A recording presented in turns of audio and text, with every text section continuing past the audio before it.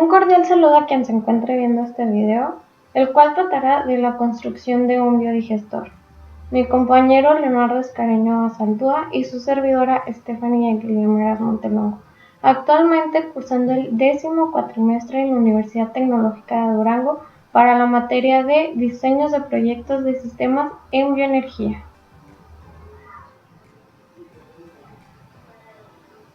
A continuación les explicaré los fundamentos teóricos de la digestión anaerobia. Bueno, la digestión anaeróbica de la materia orgánica consta de 3 fases principales que son la hidrólisis, la acidogénesis y la metanogénesis. Cabe señalar que la acetogénesis también tiene lugar en la digestión, pero no tan crítica como los 3 procesos principales. En cada uno de los procesos intervienen un grupo específico de microorganismos. Estos organismos son comensales en relación, lo que significa que se necesitan unos a otros para poder descomponer y convertir el producto del microbio anterior. Como ya mencioné, el primer proceso es la hidrólisis. Este proceso se trata de la descomposición de materia prima y grandes complejas en estructuras más pequeñitas y más simples también. Este proceso lo realizan bacterias anaerobias facultativas que utilizan el oxígeno en la materia prima y agua y así fusionan igualmente tanto en presencia como en ausencia del oxígeno. Para la hidrólisis se suele tener lugar a una temperatura de alrededor de 37 grados centígrados y también aparte durante la hidrólisis los polímeros como carbohidratos, lípidos y proteínas y ácidos nucleicos se descomponen en mono y oligómeros como glucosa, glicerol, piridinas y purinas. Los microorganismos hidrolíticos excrementan enzimas hidrolíticas convirtiéndolos en biopolímeros en compuestos más simples y solubles. Y para el segundo proceso es la acidogénesis, como ya lo había mencionado también. Este proceso es básicamente similar a la fermentación y también utiliza tipos simples de microbios. La bacteria acidogénea convierte los monómeros y oligómeros en ácido acético, que se vendría siendo, también en hidrógeno y dióxido de carbono. Otra vía respiratoria es la conversión de azúcares simples como aminoácidos y ácidos grasos en ácidos grasos volátiles y también en alcoholes que luego se someterán a cetogénesis y se convertirán en ácido acético. Los ácidos grasos volátiles que sus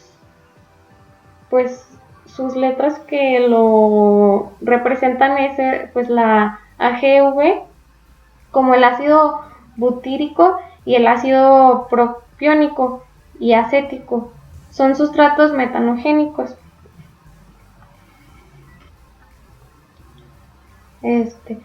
Después de la acidogénesis tiene lugar la cetogénesis, donde los productos de la acidogénesis que no se pueden convertir directamente en metano por bacterias metanogénicas se convierten en sustratos metanogénicos. Los AGV y los alcoholes se oxidan para convertirse en acetato, en hidrógeno y dióxido de carbono. Junto con la acidogénesis, la producción de hidrógeno se vuelve alta y esto hará que aumente la presión parcial de hidrógeno.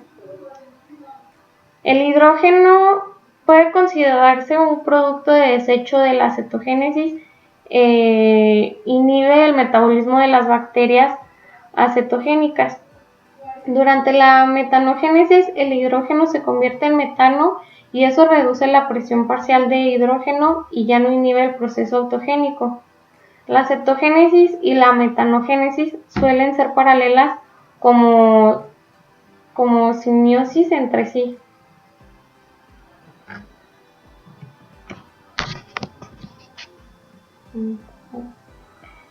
Y finalmente ya para llegar a cabo este tema, la metanogénesis convierte los sustratos metanogénicos en metano a través de dos vías. La primera es el ácido acético se convierte en metano y dióxido de carbono. La otra vía es la conversión de hidrógeno junto con dióxido de carbono produciendo metano y agua. La metanogénesis es el paso más crítico en todo el proceso de digestión anaeróbica, ya que esta reacción bioquímica es la más lenta del proceso.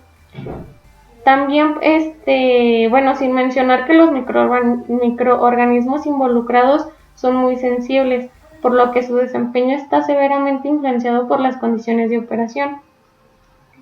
También la temperatura, el pH, la velocidad de alimentación y la composición de la materia prima son solo algunos de los factores que deben monitorearse de cerca. La sobrecarga orgánica, las fluctuaciones del pH y la entrada de oxígeno pueden terminar con la generación de metano por completo.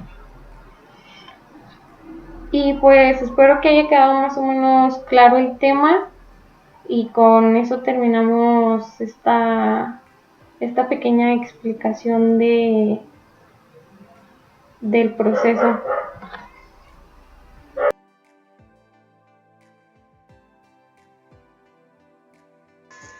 Para la medición de variables decidimos elegir tres variables principales, las cuales son pH, temperatura y humedad. La primera variable, el pH, la vamos a medir mediante el uso de tiras de pH. Esto de manera física, introduciendo cada una en un periodo de tiempo intermedio de aproximadamente cada 3 días.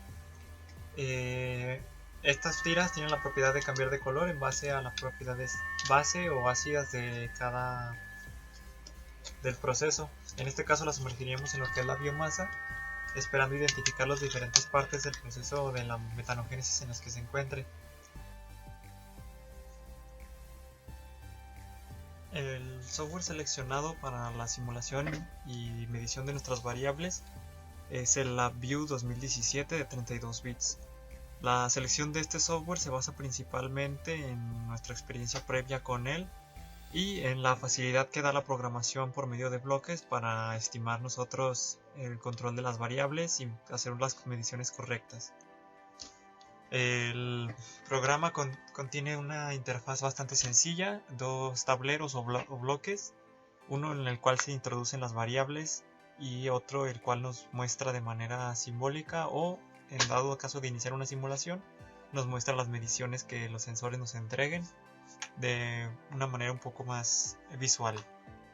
El primero de nuestros sensores es un sensor de temperatura. Utilizamos, como ya se dijo anteriormente, las características, un sensor LM35 por medio de una conexión con un Arduino que funciona como nuestro puente entre la computadora y nuestro programa LabVIEW y el sensor que nos otorga una señal analógica, en este caso en modo de voltaje. La lectura se muestra.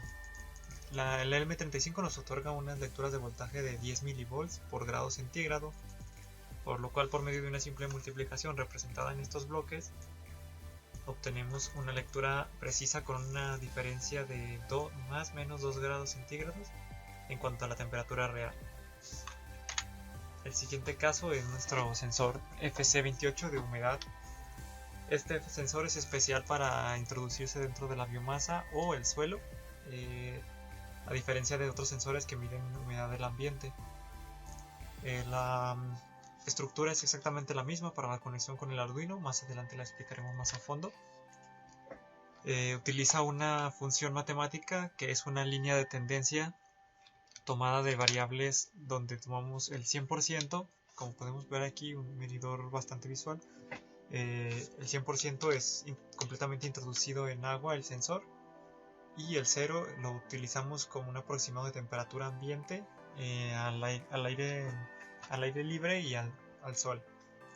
De esta manera podemos obtener un porcentaje relativamente preciso, con un porcentaje de más o menos 5% según la ficha del fabricante, y nos otorga un porcentaje de la humedad. La idea de esto es que la humedad nunca debe reducirse más allá de un 70-80% en nuestra mezcla de biomasa. Por lo tanto, esta medición de la variable nos permitía mantener el proceso constante. En esta pestaña podemos apreciar el modelo básico que se vio en ambos. Este precisamente es el de temperatura, pero solo cambian las variables vistas aquí en naranja, que son los cálculos para cada tipo de sensor. La estructura básica es de la base MakerHub de Lynx para conexión con el Arduino Uno. Posee una entrada, una salida y un sistema de errores, y una medición de variables analógicas para cada variable que vayamos a medir. Ahora procedemos a mostrar un ejemplo con el sensor FC28 para que se vea cómo funciona dentro del sistema. Para la simulación de humedad de la biomasa utilizamos un sensor de suelo F28 y una placa Arduino Uno en la presente simulación en el software de LabVIEW 2017. Esta fue configurada de tal manera que en un ambiente totalmente húmedo marca lectura de 100. En un ambiente como sería por ejemplo esta toalla húmeda, nos muestra lecturas de alrededor de un 50%.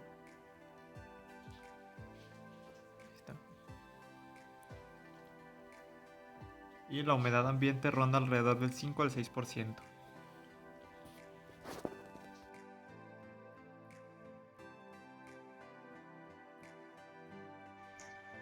La construcción de nuestro biodigestor se basó principalmente en el siguiente diseño. Se basa primeramente como un ejemplo ilustrativo. Tenemos lo que es un primer tambo que contiene una salida en la parte baja. Este tambo funciona como depósito de la materia fecal, debido a que estamos instalándole una granja de cerdos, que es en nuestra materia prima las heces.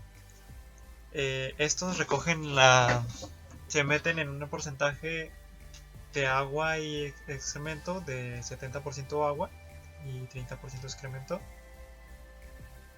Se deja de reposar durante varios días dependiendo de las condiciones climatológicas, especialmente la temperatura, pero dan un aproximado de 14 días para que produzca la mayor cantidad de biogás posible. Este viaja a través de la tubería marcada con verde hacia un depósito de campana flotante o mariot, como es conocido, que consta de un segundo tambo introducido en uno un poco más ancho o angosto, que tiene el contenido de agua en un 90% casi para evitar que la salida del gas. El primer tanque en un principio tendrá un pequeño porcentaje de aire y gran mayoría de agua, pero conforme ingrese gas en la cámara se va a ir subiendo y aumentando el porcentaje de biogás y disminuyendo el del agua. Para evitar el escape de biogás se diseñó la siguiente celda marcada con las líneas moradas. Esta fue construida mediante el uso de varilla y solera. La idea es que funcione como un tope de agua, es decir, evitar que el tambo salga completamente y tengamos una fuga del biogás. Una de las funciones principales del agua es evitar la regresión del gas o el escape del mismo. La entrada del biogás de hecho puede estar tanto en la parte superior, que se lleva como entrada, o puede introducirse directamente al agua y que burbujee hacia dentro del segundo tanque.